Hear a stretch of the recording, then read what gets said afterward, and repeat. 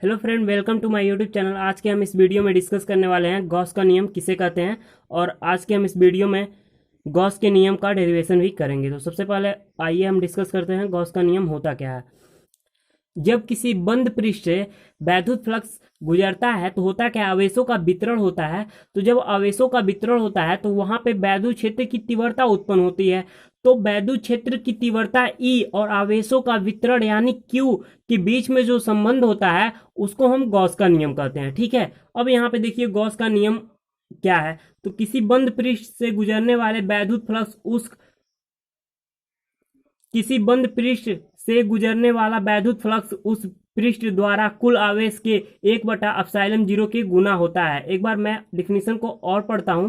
किसी बंद पृष्ठ से गुजरने वाला वैद्युत फ्लक्स उस पृष्ठ द्वारा कुल आवेश के 1/ε0 के गुना होता है। अर्थात फाई ई इक्वल टू क्या होता है, क्यू गुणे, अभी देखिए आवेश के कितने गुना होता है, 1/ε0 गुना होता है। तो यहाँ आप क्या कर देते हैं, गुणा 1/ε0, इसको हम गुना कर देते हैं। ठीक है, तो यहाँ देखिए जो हमारा फार्मूला बनता है गॉस का नियम का वो क्या होता है, फाई ई बराबर क्यू बटे ε0 होता है। वेयर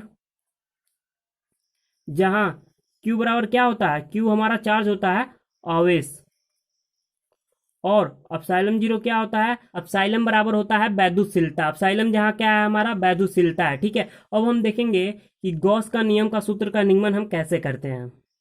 तो जब भी हम किसी फार्मूले का निगमन करते हैं तो सबसे पहले हम क्या करते हैं, किसी ऑब्जेक्ट को हम कुछ मान लेते हैं। तो यहाँ देखिए ये जो गॉस का नियम होता है हमारा क्या होता है, किसी बंद पृष्ठ से गुजरने वाले आवेशों के क्या होता है, 1/ε0 के गुना होता है ना। तो यहाँ देखिए ये हमारा क्या है, बंद पृष्ठ है। ठीक है, यहाँ देखिए ये हमारा जो आवेश है ये प्लस आवेश है। ठीक है, तो यहाँ से क्या हो रहा है, यहाँ से जो हो रहा है वैद्युत फ्लक्स निकल रहा है। ठीक है, यहाँ से वैद्युत फ्लक्स निकल रहा है। ठीक है, यहाँ पे देखिए ये जो यहाँ पे एक बिंदु पी है। ठीक है, इसके जो अराउंड जो एरिया है चारों तरफ का वो क्या है, डी ए है। ठीक है, ए है। ठीक है, यहाँ से देखिए यहाँ से जब वैद्युत फ्लक्स निकल रहा है तो यहाँ पे जो तीव्रता हो रही है वो कितने की हो रही, ई की हो रही है। क्या हो रहा है, वैद्युत क्षेत्र की तीव्रता कितने की हो रही है, ई की हो रही है। तो पी के चारों तरफ हमारा एरिया जो है वो क्या है, डी ए है। क्या है, डी ए है। ठीक है, यहाँ से जब वैद्युत फ्लक्स निकल रहा है तो यहाँ पे क्या हो रहा है, एक वैद्युत क्षेत्र की तीव्रता उत्पन्न हो रही है। क्या हो रहा है, एक वैद्युत क्षेत्र की तीव्रता उत्पन्न हो रही है जो क्या है, ई है। ठीक है, और यहाँ पे देखिए यहाँ पे जो हमारा एंगल बन रहा है, ठीक है ना, यहाँ पे जो एंगल बन रहा है प्लस क्यू चार्ज के पास जो हमारा एंगल बन रहा है वो क्या बन रहा है, थीटा बन रहा है। क्या बन रहा है, थीटा बन रहा है, जिसको हम बोलते हैं घन कोण। क्या बोलते हैं, घन कोण। ठीक है, और यहाँ पे देखिए प्लस क्यू चार्ज से और बिंदु पी की जो बीच की दूरी है वो क्या है, आर है। क्या है, प्लस क्यू चार्ज से और पी के बीच की जो दूरी है वह आर है। ठीक है, तो अभी हमने यहाँ पे मान लिया। अब यहाँ पे देखिए हम डेरिवेशन करते हैं। तो देखिए हमने माना क्या था, माना वैद्युत क्षेत्र की तीव्रता ई है। ठीक है, ई तक का क्षेत्रफल ए है। ठीक है, तो मान लीजिए यहाँ का जो यहाँ मान लीजिए हमारा क्या हो रहा है, यहाँ पे वैद्युत क्षेत्र की तीव्रता ई अगर उत्पन्न हो रही है यहाँ पे, तो इसके चारों तरफ का क्षेत्रफल क्या है, इसके चारों तरफ का क्षेत्रफल हमारा ए है। तो इस बात को हमने यहाँ पे दर्शाया है ई यहाँ पे। ठीक है, तो यहाँ पे हमारा ई उत्पन्न हो रहा है तो इसके चारों तरफ का क्षेत्रफल ए है। ठीक है, आगे हमने क्या लिखा है, तथा आवेश क्यू है, आवेश क्यू से बिंदु पी तक की दूरी क्या है, आर है। ये बात आप लोग समझ गए होंगे। अब देखिए होता क्या है आगे, आगे हम एक फार्मूला जानते हैं, वी नो दैट, क्या जानते हैं फार्मूला, वैद्युत फ्लक्स का हम फार्मूला जानते हैं। वैद्युत फ्लक्स बराबर होता क्या है, तो वैद्युत फ्लक्स का फार्मूला होता है फाई ई बराबर ई ए। क्या होता है, फाई ई बराबर ई ए। अब यहाँ पे जो देखिए अब करते क्या है, नेक्स्ट स्टेप में हम यहाँ पे एक फार्मूला और जानते हैं। वैद्युत क्षेत्र की तीव्रता का जो फार्मूला होता है ई बराबर क्या होता है, 1/4πε0 के क्यू बटा आर स्क्वायर होता है। क्या होता है, ई बराबर के 1/4πε0 के क्यू बटा आर स्क्वायर, ये वैद्युत क्षेत्र की तीव्रता का फार्मूला होता है।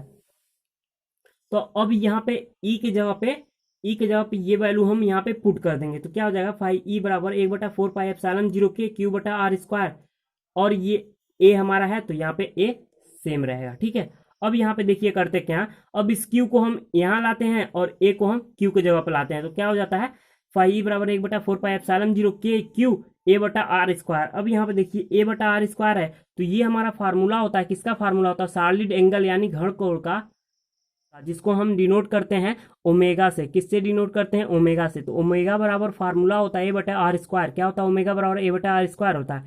ठीक है, तो अब यहाँ पे ए बटा आर स्क्वायर जब हम ओमेगा पुट कर सकते हैं, बिल्कुल कर सकते हैं। ठीक है, तो हम यहाँ पे ओमेगा पुट कर देंगे। ठीक है, देखिए हमने यहाँ पे ओमेगा पुट कर दिया है, बाकी जो वैल्यू है वो सेम ही रहेगा। ठीक है, क्यू यहाँ पे चला है 1 के पास, जब क्यू का गुणा 1 में होगा तो क्यू हो जाएगा। ठीक है, अब यहाँ पे फिर हम एक फार्मूला और जानते हैं, किसका? घन कोण बराबर होता क्या है?